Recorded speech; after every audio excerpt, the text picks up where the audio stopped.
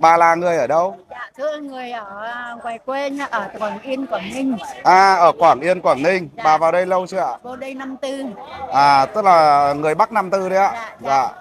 Dạ. You often hear about the two most popular Vietnamese accents, Northern accent and Southern accent. Today, let's talk about something in between.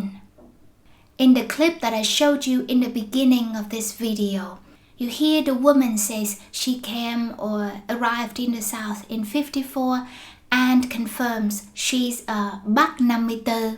Bà vào đây lâu chưa ạ? Vô đây năm tư. À, tức là người Bắc Nam Tư đấy ạ. Dạ, dạ. Dạ. Bắc 54 means North 54. And that's our topic for today. So first, what is North 54?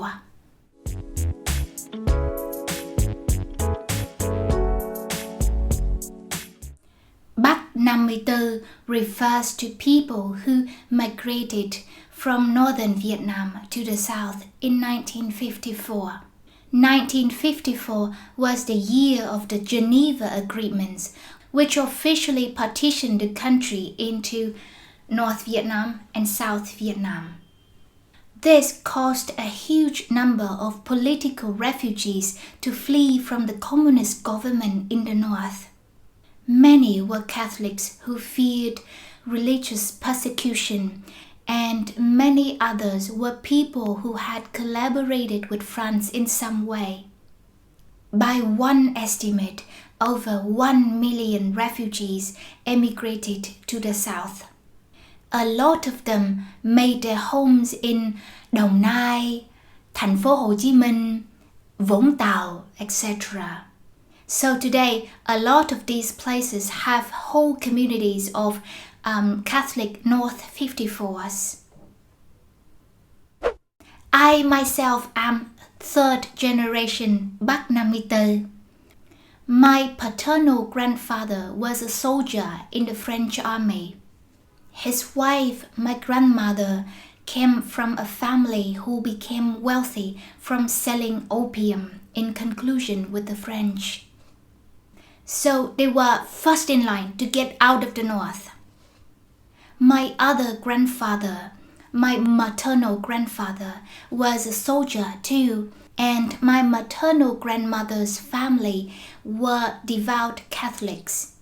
So they also had good reason to jump on a boat at Hải Phòng port and head south. And that's why I'm a southerner. Okay, so let's talk about the accent. Because the Bắc 54 refugees formed large communities, their accent didn't just disappear in their children's generation, which is what happens with isolated migrants. But the accent did evolve under the influence of the predominant southern accent. My mom criticizes me sometimes for losing the northern accent and speaking like a southerner.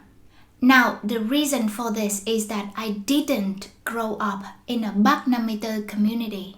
Most people that I encountered outside of my home spoke with a southern accent, and that's the accent I developed. But in any case, what my mom doesn't realize is that she herself no longer speaks with a standard northern accent. She's somewhere in between.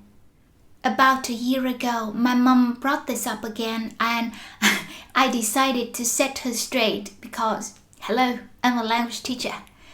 So she started, mẹ không hiểu tại sao mà ba mẹ nói giọng Bắc mà hai đứa tụi con lại nói giọng Nam. And I said, no, you don't sound like a southerner. You do this and this and this. I listed about 5 things. And she hasn't brought it up since. So my point is, southerners think Bắc 54 people sound northern, and northern people think Bắc 54 people sound southern. Both are true. They have a mixed accent.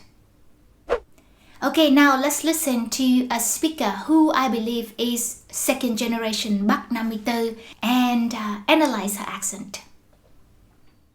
Để cũng phải mất một thời gian dài thì chị mới có thể nhận ra một điều là con cái bây giờ cái gì mà nó cảm thấy thoải mái vui vẻ nhất thì hãy để nó làm. Dần dần khi nó lớn như thế, nó nói thì có những cái chị không chấp nhận, nhưng nó có nói một số cái thì chị phải chấp nhận. Chị đổi dần dần lên.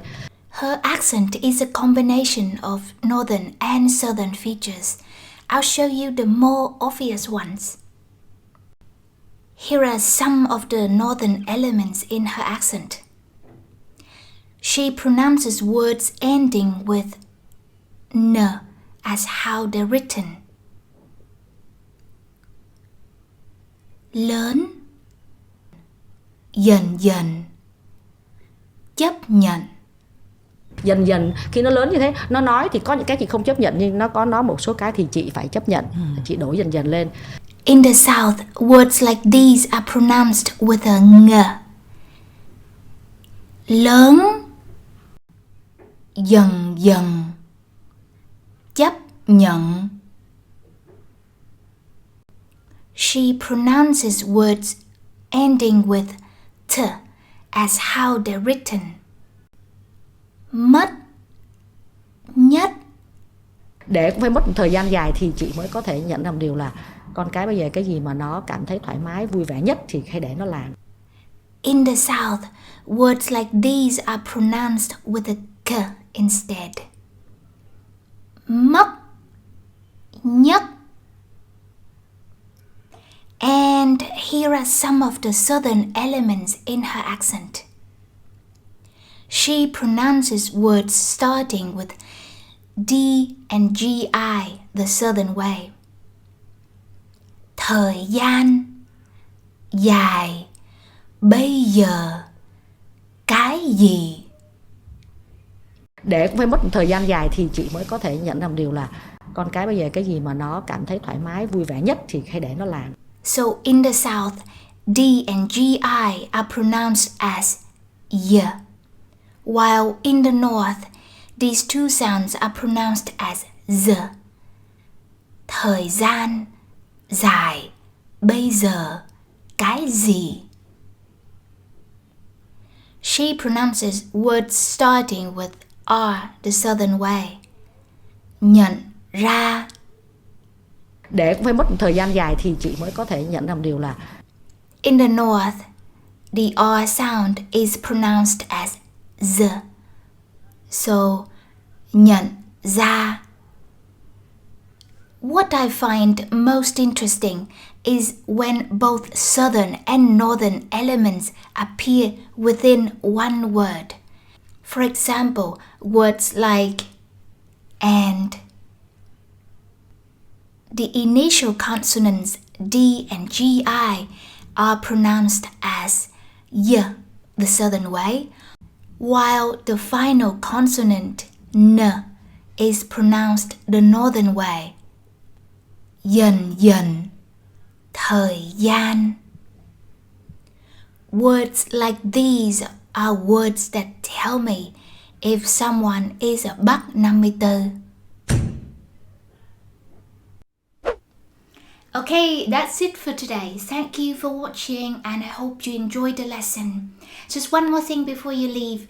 Our Southern Vietnamese for Beginners Book 2 has recently released. So if you like Book 1, you probably will like Book 2 too. So check it out and I'll see you next time. Hẹn gặp lại lần sau.